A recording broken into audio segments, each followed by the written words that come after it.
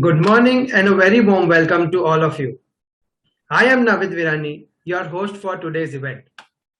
Hope all of you and your close ones are doing well and are in good health. These are testing times for the human race, and I'm certain that we will come out of this stronger than we entered. Moving on to today's event, first of all, I would like to thank all of you for taking out the time and attending our virtual program on investing well for businessmen. With these remarks, we will have a quick look at our agenda for the today. I will wait here for a few seconds for you all to have a look at our agenda.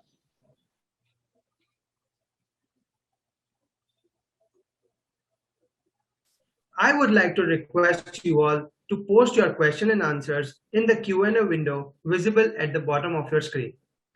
We will be very happy to answer all your questions at the end of today's event.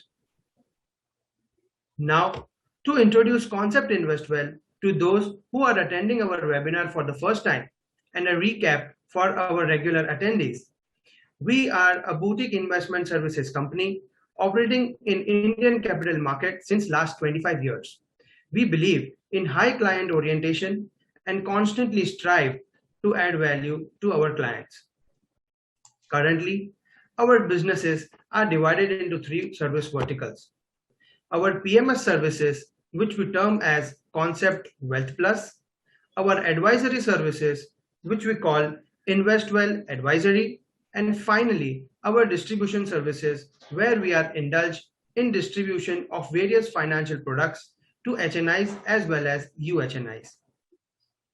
We are in this portfolio management business since last 12 years, and we are planning to concentrate on the above mentioned verticals going forward. Now, just to give you a glimpse of our Concept Wealth Plus plans, we offer three plans to our clients. Firstly, Concept Legend, which is a large cap heavy equity fund.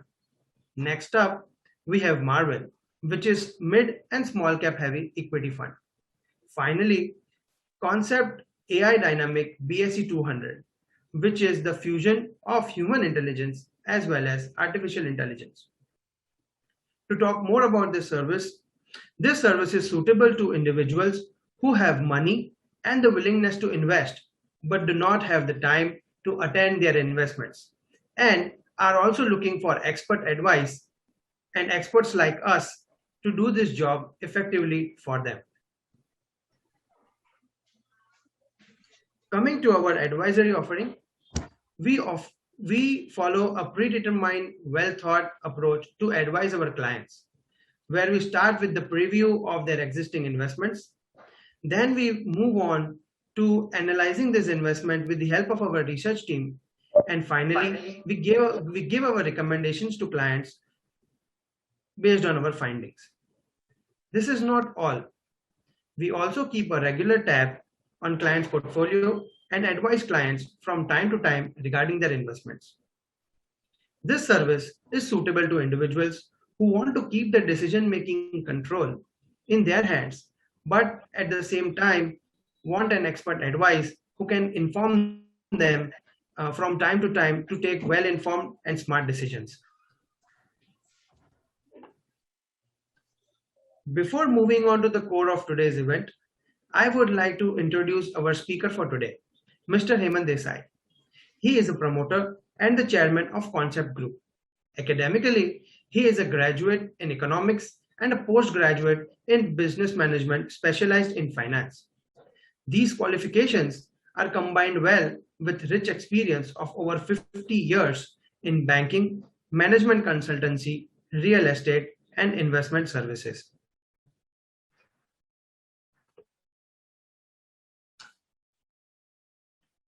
Now let me tell you something about today's topic. Role of a businessman in today's day and age has evolved and has become more complicated. It has become more complicated in the sense that it requires business managers to promptly respond to change and stay relevant. Businessmen in all this hustle sometimes miss out to make smart capital allocation decisions. With the help of this webinar, we aim to give businessmen a structured approach of making smart capital allocation decisions. And we hope that we come out successful at the end of this webinar. So without much ado, let's hear it from Mr. Desai himself. Over to you, sir. Good morning, ladies and gentlemen. It's indeed my pleasure to talk to you in this webinar. We have been organizing a number of good programs. Earlier, we were organizing a number of seminars. Now, things have changed. So, we have changed with the time, and now we are offering a good deal of investment information and education through this type of webinar. Today, we have chosen a subject of investing well for businessmen. So here we are going to correlate investing and business. Most of you are business people or professional people, and you would have got substantial success in your business and profession. We are all witness to the problems that we are facing for last 15, 18 months. And we have faced a number of challenges. If we can invest well, then maybe we can address these challenges in a much better way. I would like to give you a structured approach of investing for a business and professional people. You are a successful entrepreneur. Why you should not be a successful investor as well? So let's begin our presentation.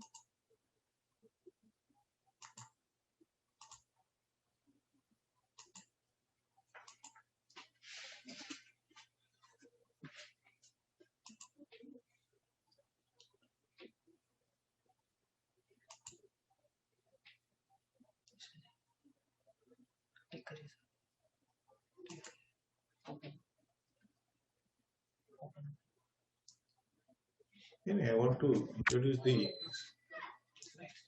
presentation. Open करिए ना, मैं बता रहा हूँ, share करा उसको open कर share screen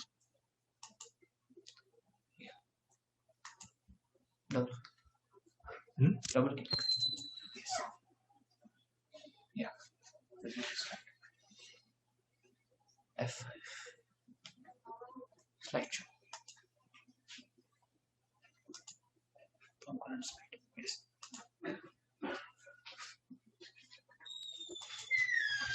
Sorry for a little interruption. So what I was talking about that you are a successful entrepreneur, you are a successful businessman. You have certain qualities that has brought you this success. What are these qualities or competencies that has brought success in your business? You have a vision, and according to your vision, you have organized the business. Vision means you envisage what is likely to happen and how you will make it happen. So this is as regards to competence of vision. Then you have acumen. You have acumen to judge that what position you should take and how it would be relevant, how this would be advantageous. You have a quality of leadership. You will be leading a team of your people and getting work done from them. You should be motivating them and getting all type of results through leading your team. Then you have a competence of organizing. You should be successfully marketing the product or services that you are generating in your business or profession. You have competence to mobilize financial resources and put it to right use so that your business runs successfully. You manage the capital cost, you manage the working capital, and last but not the least, you resort to right kind of technology. Use this technology in production constantly upgrade your technology. So it is sum of all these factors like vision, acumen, leadership, organizing, marketing, finance, technology, etc. that has brought success to you. Is investing well considered in this list? Most probably not. It is considered not so essential competence for running business successfully. You would think that why investing is important? We are running our business very well, so we don't need to learn about investing. Now, I would like to look at the different stages of growth of a business. When we start business, it is the initial stage. At that time, we need more capital, so borrowing would be required. In the next phase of growth, you would be generating surplus, but maybe growth requirements may be more than your surplus, so you continue with borrowing. Then comes the stage of saturation. At this stage, you start generating good surplus from business, and you would not need much capital to be redeployed in your business. So this is the time when one should think of investing. Then most of you would have reached a stage of well established in business, and you should be generating huge surplus in your business. What should you do with this surplus? Invest in your own business or invest outside the business. Investing in own business is good and essential to the extent it requires for growth. But investing only in your own business may not be good. It can create problems in this fast-changing, highly disruptive world. What you should do with surplus? We suggest to take out part of surplus, step by step, systematically, years after years, and park outside the business to build a parallel portfolio. I would like to repeat this sentence and emphasize this sentence. You are generating good surplus. We suggest you to take out part of this surplus, step by step, systematically, years after years, and park outside the business in a parallel portfolio. When you take out small part of profit, your business would not be impacted. You generate 100 rupees, you redeploy 90 rupees in business, but take out 10 rupees, then business would not be affected. But this process of putting money outside the business in an investment portfolio would work wonders for you. I will explain you how. First, let us understand the meaning of word portfolio. Normally, we use word portfolio for equity shares, and when you have a portfolio of number of equity shares, you call it a portfolio. But in broader sense, portfolio means your investment outside business in options like properties or real estate. In capital market, debt means fixed income securities, equities that we will talk later on also, mutual fund, structured products, precious metals like gold, silver. Now we can invest outside India also, investing abroad. Now we can invest in startups. We can invest in other businesses. So all this sum of funds that you take out from your business and invest outside the business is considered or called a portfolio in our context. How this portfolio outside the business will help business? I will repeat, how this portfolio built outside the business will help business. First, it's a hedging, or you can say business saver. Then next is leveraging. You have a good portfolio outside the business. You can pledge those assets and borrow against those assets and use it in your business. So it can be considered as a business booster. Then a stage has reached when you need to take your business to a new height and you need all the funds that you have invested outside the business, then you can bring back this fund to business and it can be a business enricher. Over a period of time, when your portfolio grows in size, what will happen is that now you will have a good stream of revenue from your portfolio. So you will depend less on your business or profession. It can be considered as business broadening. Then ultimately you become a successful investor and entrepreneur par excellence. So you have best of both of the worlds. You are the entrepreneur par excellence and you are the successful investors. This is the ideal stage. We should aim at reaching that stage. And ultimately, you can be a full-fledged investor in such a way that you don't need business. You come out of the business, sell it off, and become a full-time investor. At this stage, you can also have a family office. I will explain you about family office little later in this presentation. So, in our first part, we have established that investing well is an important trait for a businessman. When we are convinced that investing well is an important trait of businessmen, let's understand investing well. In investing well, investing is a verb and well is an adjective. We are all making investment, but are we investing well? To answer this, I would take up this second part of the presentation. Investing is a science as well as art.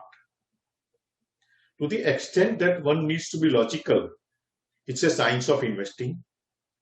And at the same time, one should be imaginative and visionary to get art of investing. Combination of two means science as well as an art can bring good investment. What is right in investing? Investing is not a one-time decision. It is a continuous process. It is a sequence of consistent decisions, most of them right, that can lead to good investment. One should develop appropriate investment strategy and follow it. At the same time, we should also know what is wrong in investing. Taking abrupt, impulsive decision on investing is wrong. If somebody says buy this or sell this, I don't think that's the right way of investing. Investing without understanding risk involved is wrong. Number of times we invest in such a way that we believe that it will generate profit only. But it can lead to losses also. We may not have that risk-bearing capacity. So investing without understanding risk is a wrong thing. Investing without considering future needs is also wrong. You might have money, you would have invested, but it is not available when you require. So that's a wrong of investing. Trying to time market is wrong.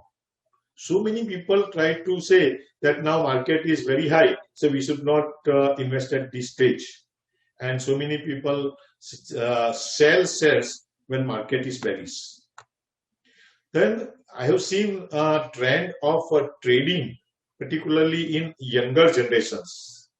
Trading without risk-bearing capacity is wrong, because trading may lead to profits and trading may lead to losses also. So we should be beware of this. In investing well, these are two important parameters: asset allocation and monitoring. What is asset allocation? Asset allocation is allocating investment or your wealth in different assets like fixed income, equities, real estate, precious metals, and some high-end options like alternate investment fund, REIT, and even investing abroad.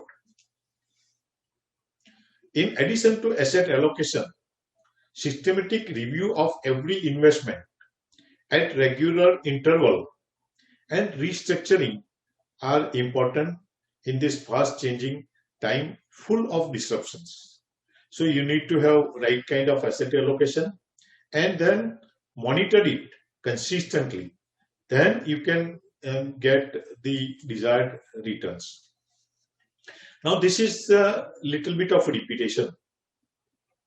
You are entrepreneur, you are doing business, and you would like to put your money in your business. But I would have certain comments in this regard. Do not reinvest entire surplus from business in the same business. So many people have earned well from real estate, they buy more real estate.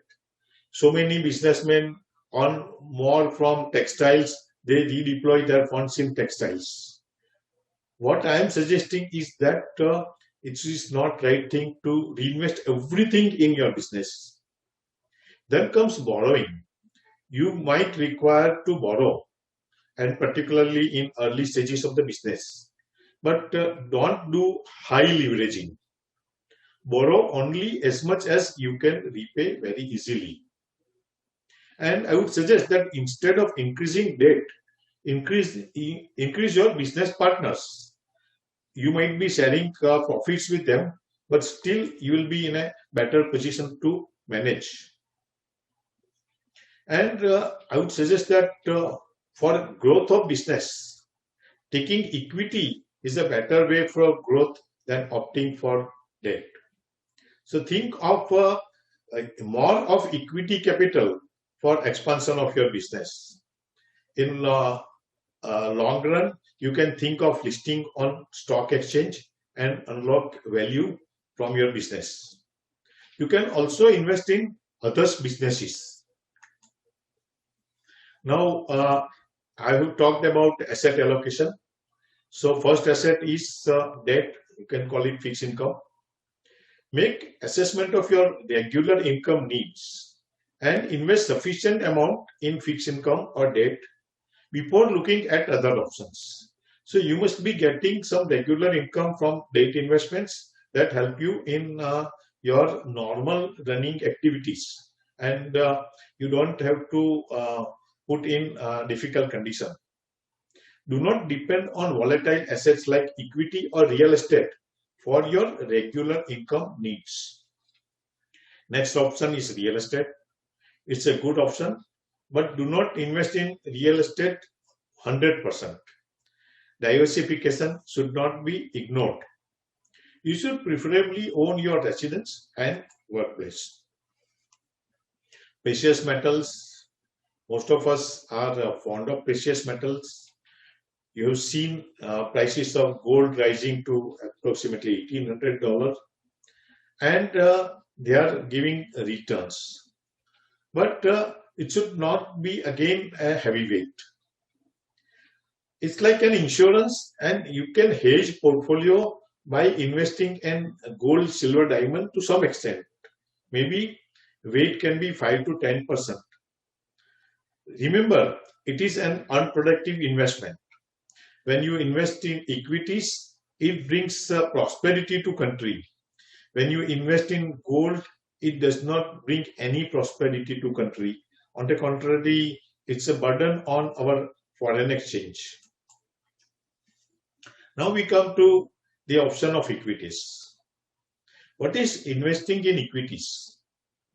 You must be doing your own business. You are investing in your business. Fine. It is taking stake in other businesses.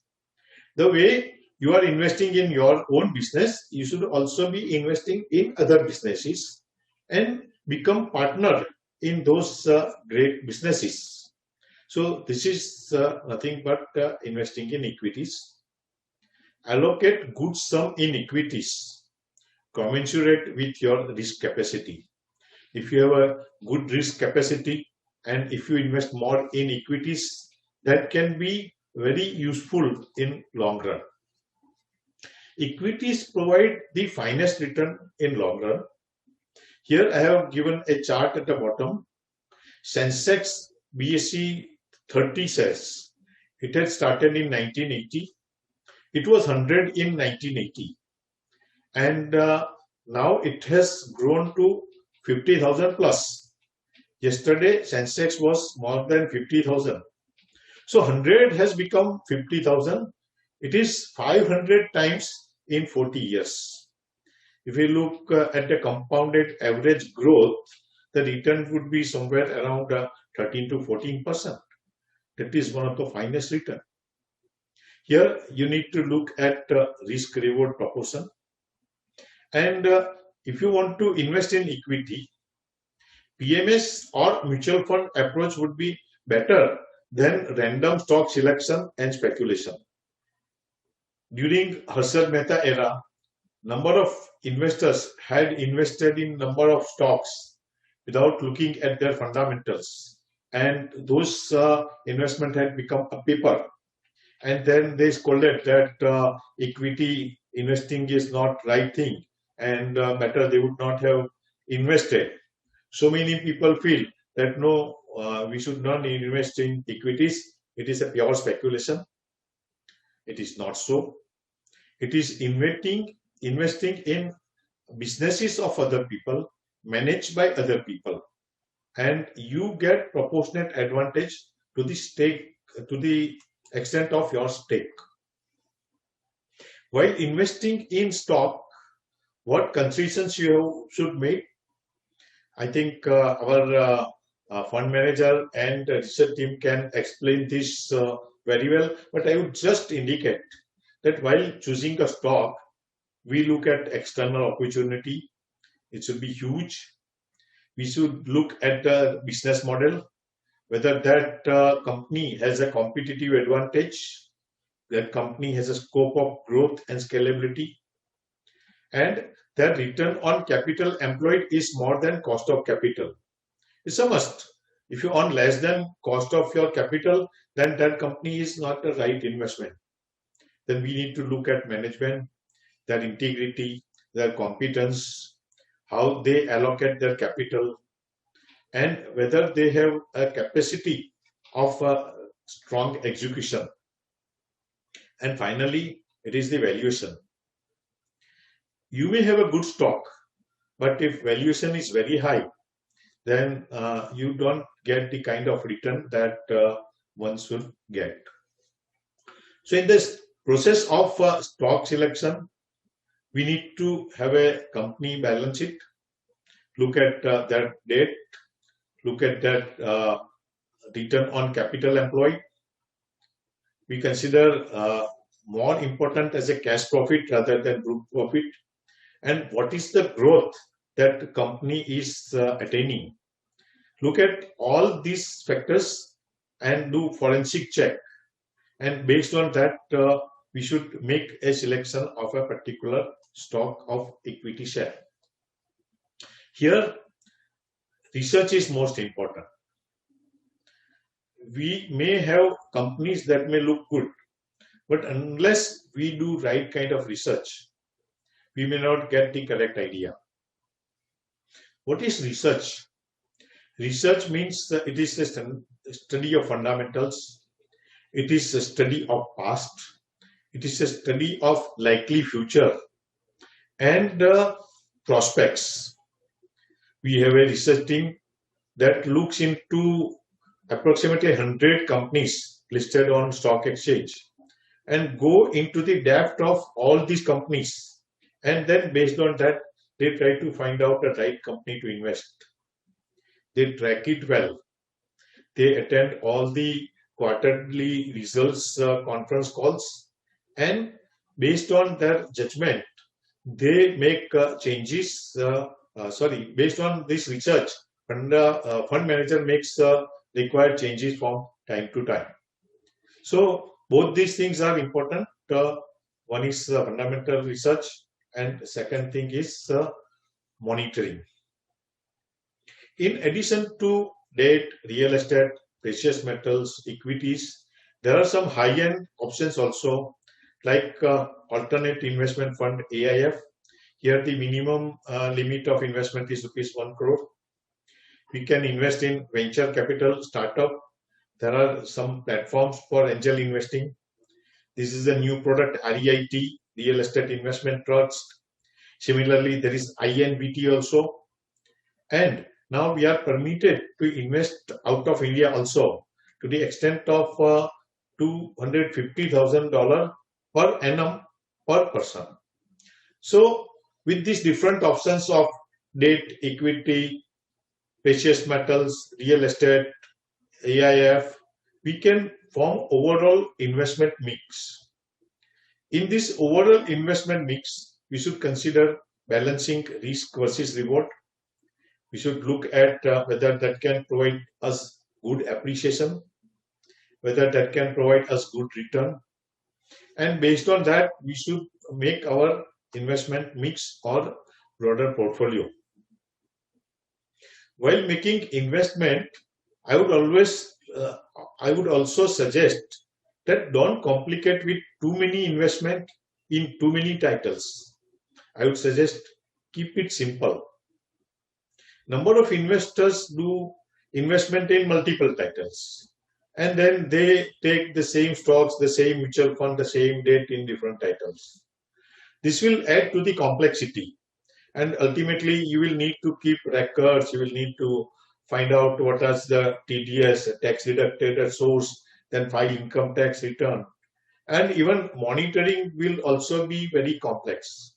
So please keep your investment simple. Here you can take help of professional investment advisor. See, investing may look simple, but it is not always easy. So taking help of a professional investment advisor would always be better. When you become sick, you go to doctor. When you have a taxation problem, you go to chartered accountant. When you want to construct your residence, you go to architect and engineer. So in case of investment, you should also go to a professional investment advisor so that you can make right kind of investment and do right kind of monitoring. Now, in earlier presentation, I had made a reference of family office. This is a concept for ultra high net worth investors. What is family office? Family office is a professional setup providing complete services to a family or ultra high net worth investors. It includes wealth management, banking, real estate planning and execution, insurance, real estate, global asset management means you would have invested globally. So managing all that investment, legal services, taxation planning, accounting and record keeping. All these functions that you need for your investment are managed by professionals called family office. Here, the investor or family has to just take overall investment decision. Entire execution, monitoring and management is left to family office, which is run by professionals. So let me give a concept of family office. It's a professional setup providing complete services to one family or UHNI. For a family worth ₹1,000 crore and above, they can have a single family office, means the entire professional setup would serve to a single family or single UHNW.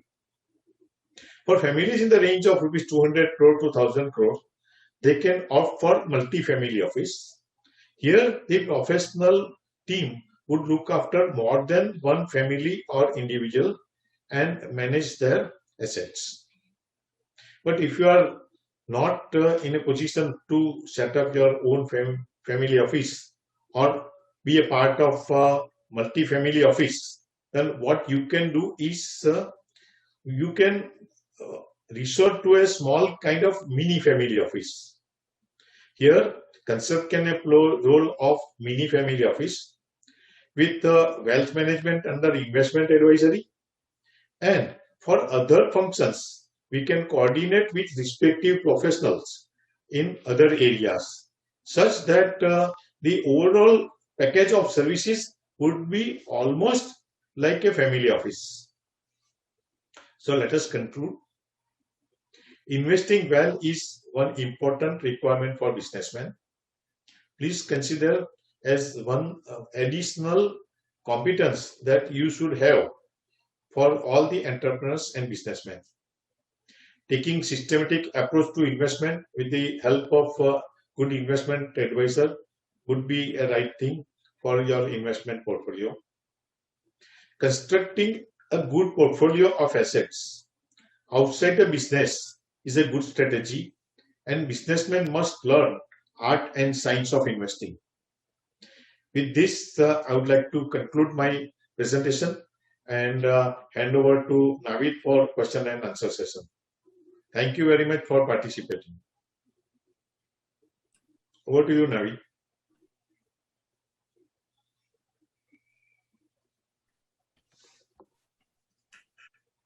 Thank you, sir. It's always a pleasure learning from you. And I'm sure all the businessmen present with us on the webinar today have the same feeling as well. Now we'll move on to the question and answer session, where we will be answering questions which we have received over the course of this event. Also, if you have not posted your questions so far, you still have time to do so, and we will try to answer as many questions as possible.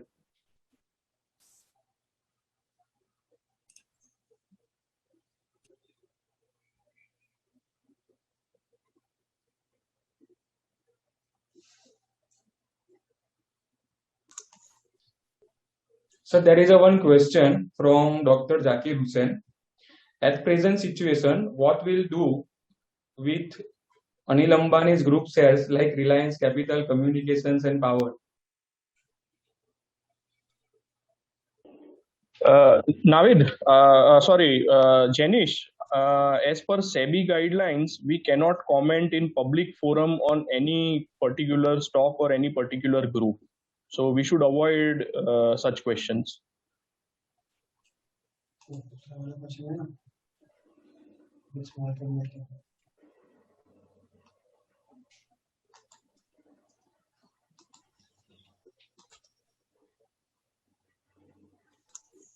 Second question is, at present scenario, which stocks are good in small cap, mid cap, large cap, and for long-term investment purpose?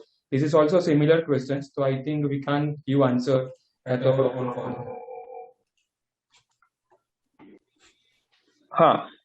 See, again, the question is pertaining to particular stocks, so I would refrain from commenting on that. But I would like to say one thing, that don't go for mid cap or don't go for small cap or large cap. You should have a combination of all in your portfolio construction, and bottom-up approach is more suitable than going for particular sector or particular company. Sir, what investors should do at this situation of market? Yeah, this is a good question.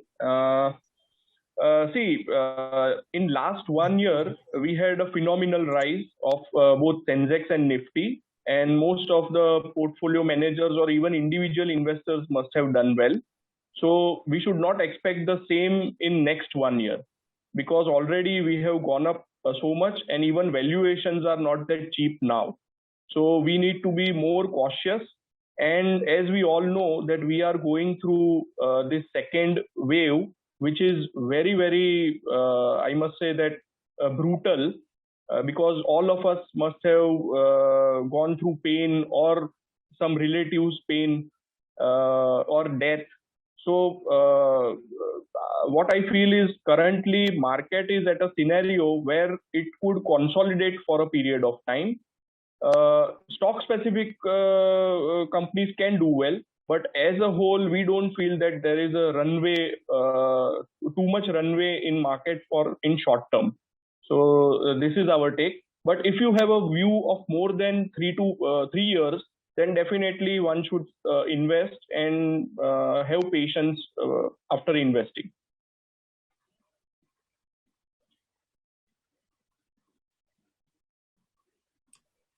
There is one point I would like to add to the previous participant's question who asked what should should we go for small cap, mid cap, or large cap stocks. One advice which I would like to give to you, sir, is that rather than as Siddharth sir mentioned, that rather than looking for stocks in a particular market cap, you should try to develop a philosophy for yourself. A philosophy, from what I mean by philosophy, is that you should try to identify your comfort zone. You should try to identify things which you understand, and based on that, you should develop your own thinking, your own philosophy, and based on that, you should approach your investing. I think that for you would be a much better approach, and I think much better approach to focus on wealth creation, I believe. So rather than focusing on a particular group of companies or a particular market cap or a particular size of company or a particular industry, I think we must focus on building a philosophy for ourselves and staying in the zone where we are comfortable and competent. So I think Hemant sir in his previous slide showed that we also have developed a philosophy for ourselves, and we try to stick to the same. And so far we have done very well with that philosophy, and we hope that we are going to do much better going forward as well. So that is the only advice, that one should try to develop their own philosophy and stick to that for long-term wealth creation, we believe. One question for Hemant sir.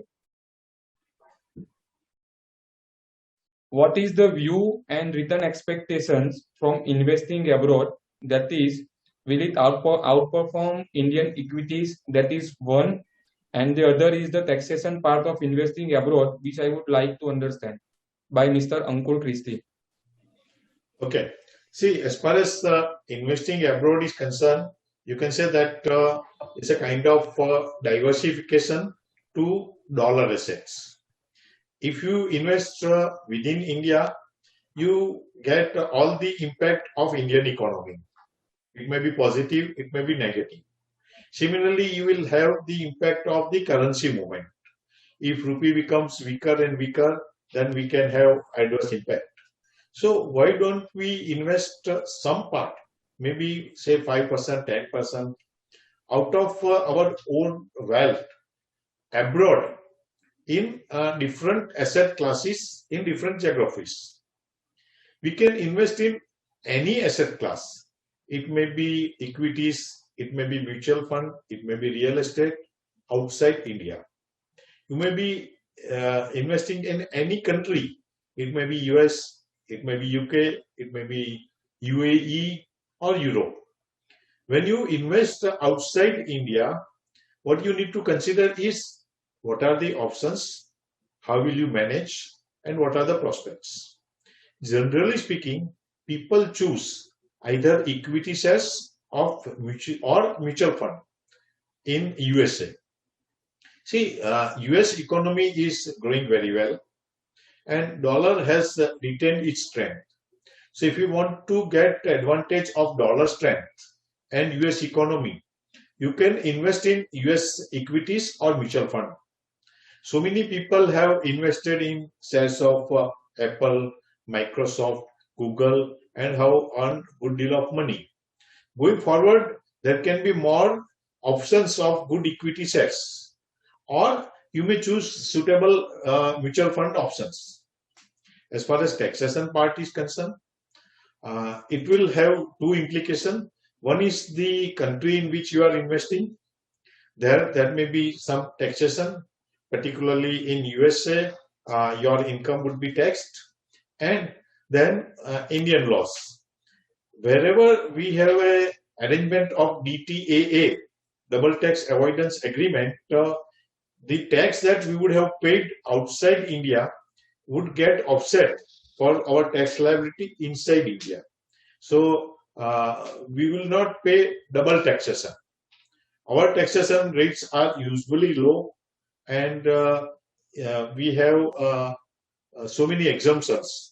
So maybe after paying tax on your earnings abroad, you might not need to pay any tax in India. I hope I have given right answer to your requirement.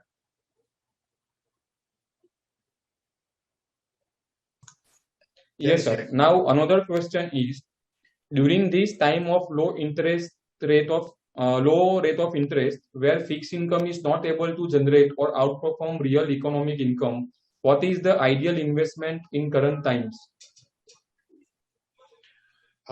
What I say is that for certain fixed income requirement, we still have debt as the first option and real estate as the second option, because other options may not give you the kind of regular income that you may look forward to.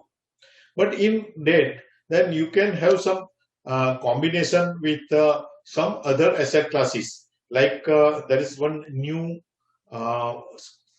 scheme that has been introduced by Parag Parikh Mutual Fund. And here they have tried to blend it with INVT and some part in equity. In such a case, you would get the right kind of return from debt plus some better return from other assets classes, and the average return would be higher. So you may opt for this type of things. But for regular income, that is the first priority.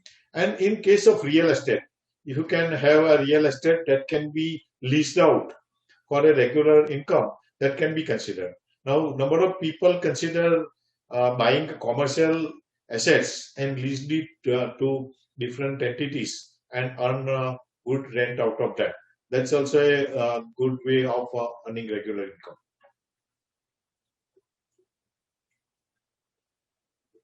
My next question to Siddharth sir. Sir, one question from our audience is that where you see market after 5 years? This is again a very important question for an equity investor. Currently, India is around $3 trillion in terms of economy. In next maybe 5 years, we would touch $5 trillion. So if we are going from $3 to $5 trillion, and if we see some countries like US, some countries like China, which had already conquered this level, the amount of discretionary spending which happened during that time was immense. So similarly, in India also, I feel that we will have this type of economic exuberance once this $5 trillion is achieved. Because what will happen that out of 100 rupees which we are saving today, 80 to 90 rupees goes towards normal basic consumption, roti, kapda, makan, and you can add mobile to it. And only 10 to 15% goes towards discretionary consumption like four-wheelers, jewelry, tours and tourism, hospitality. So when this income of 100 goes to 200, which will happen because our per capita will increase substantially because of our economy getting expansion. So after that, what will happen? Out of 200 rupees, basic consumption will go up from 80, 85 to maybe 100. But the next 100 would be spent on discretionary consumption. And that is why most of the companies which are selling dreams, which are selling products which are discretionary in nature will do very well. So we feel that consumption story would do very well in India. We feel that financialization, both lending as well as non-lending, that is insurance, asset management companies, they all will do well. And finally, what I feel is India has already taken the pain and done all the hard work in last 5 years, be it demonetization, be it GST, be it IBC, be it reduction of taxes for corporates, and many other things.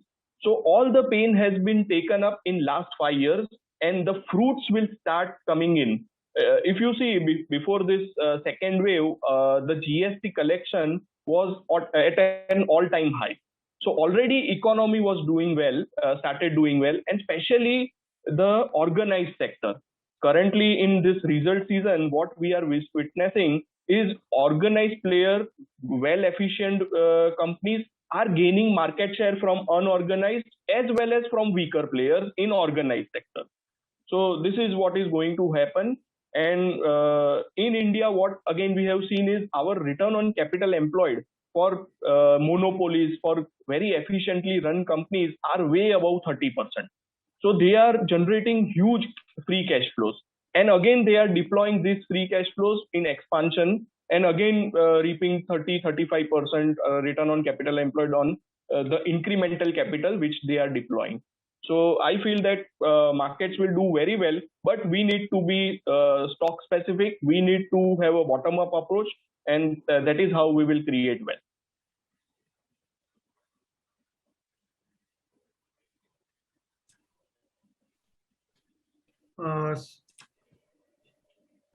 So, sir, one of our participant, Mr. Amar Desai, has asked that which form of equity investing would do better in the short to midterm.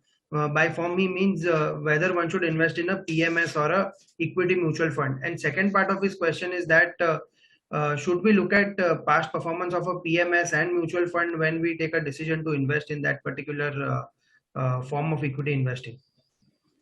See, as far as equity investing is concerned, it is usually not suitable to most of the investors to take a call himself in context of which equity share should buy, when should it sell, because it requires a specific skills and it requires specific monitoring. So the better way is to assign your fund for management. Here there are two options. One is mutual fund.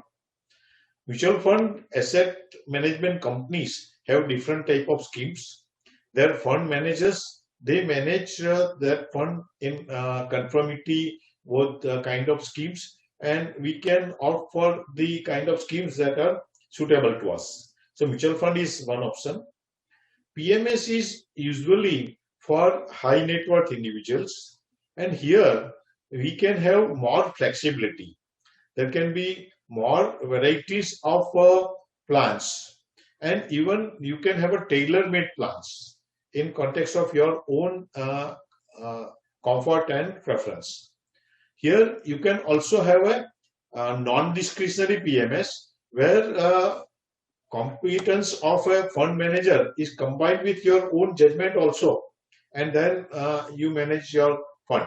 So it depends on what kind of quantum you want to invest and how long. Usually we recommend mutual fund for retail investors and PMS for high net worth investors.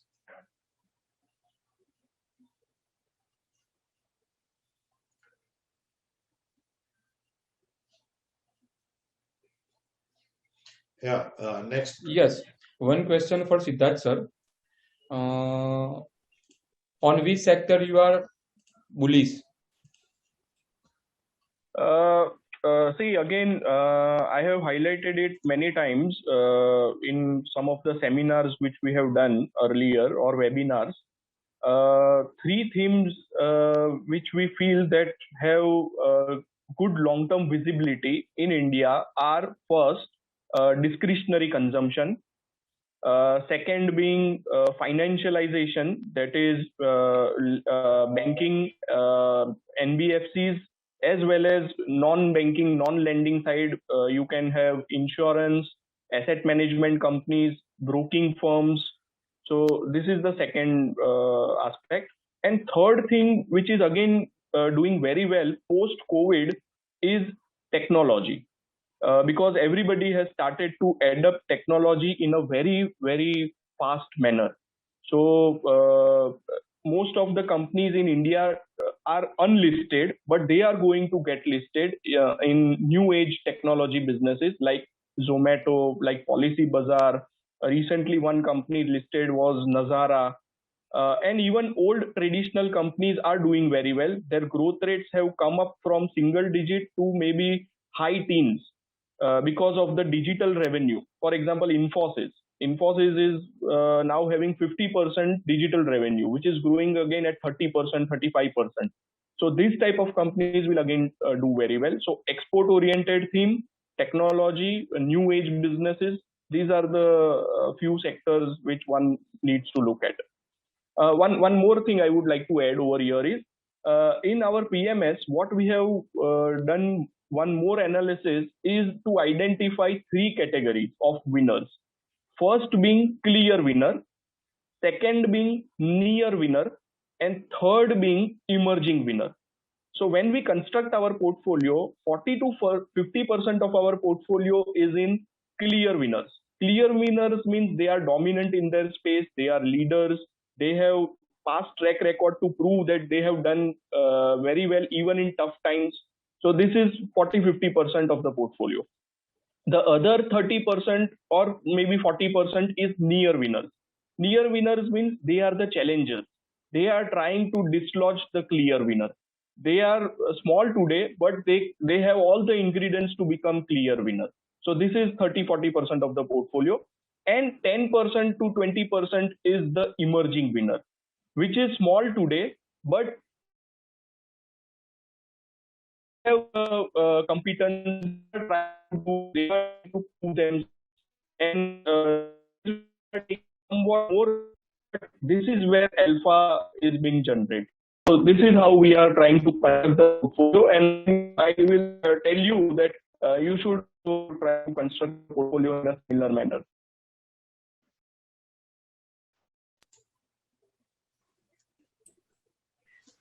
We have many questions coming in, but unfortunately, due to lack of time, we will be taking the final one, and that is again for Siddharth sir.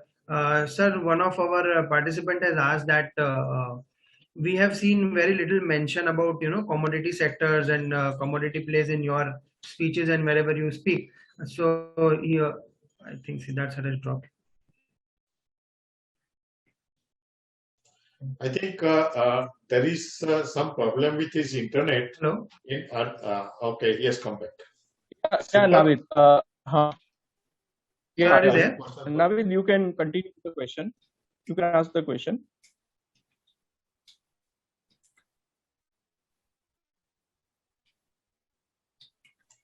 Hello. Navid? Navid, please ask question. Go ahead. Anyway, Siddharth, the question was regarding Hello, why Siddharth sir, can you hear us?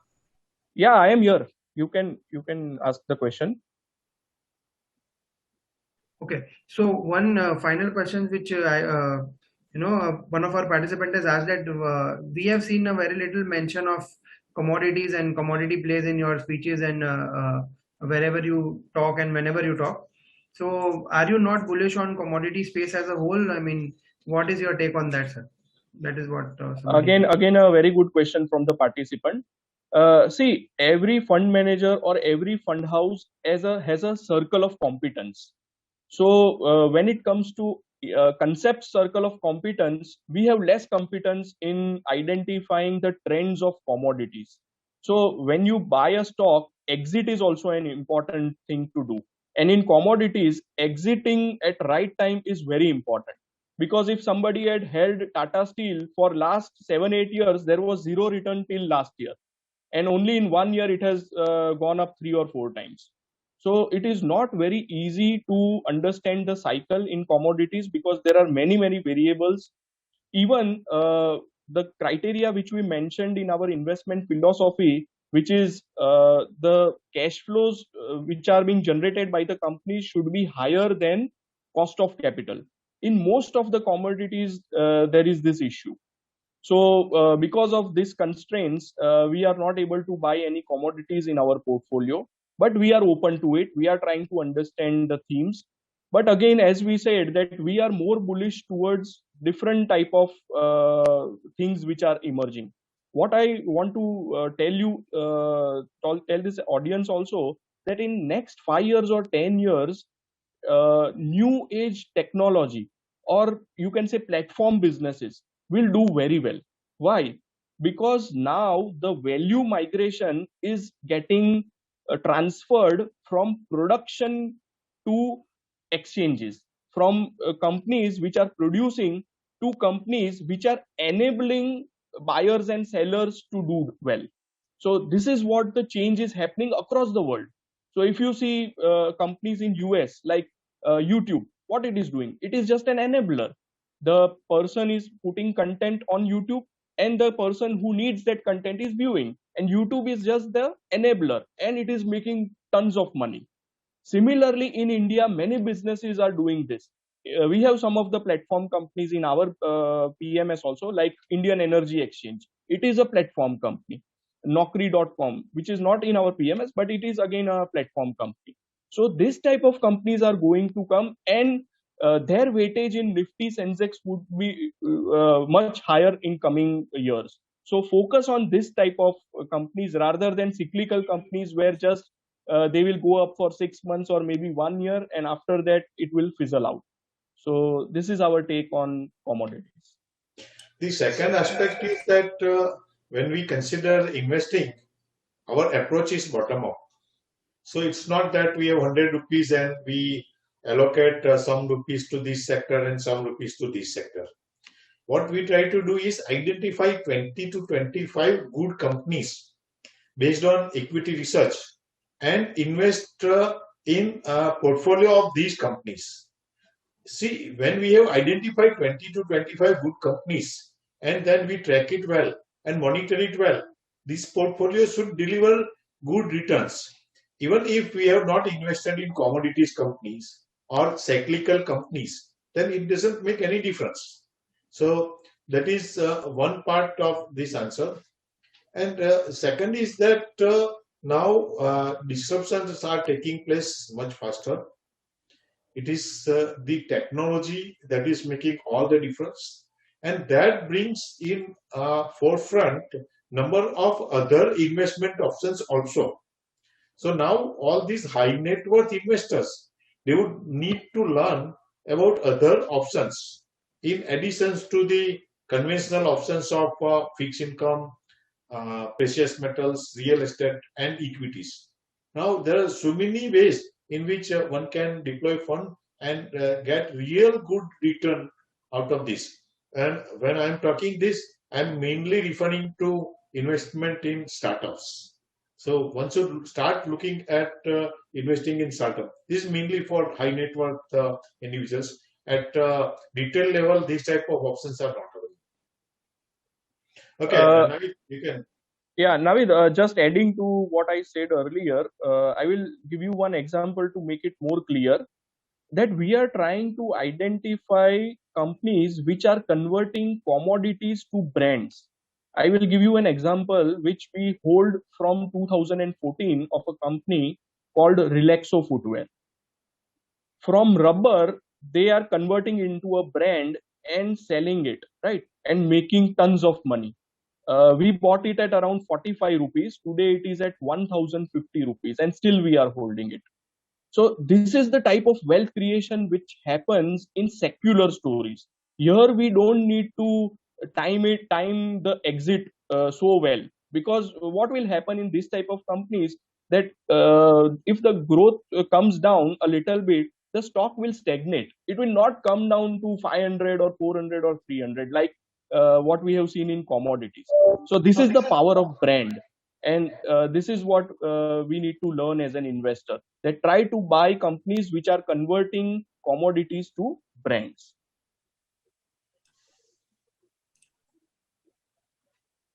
So ladies and gentlemen, this brings us to the close of today's event. So on behalf of Concept Group, I would like to extend our heartfelt gratitude to all of you for taking out the time and joining us today. We expect the same kind of support from all of you in the events to come. I hope you are taking home with you some actionable insights, which will help you in taking smarter decisions and making smarter investments. Stay healthy, stay safe, and have a great day ahead. Thank you.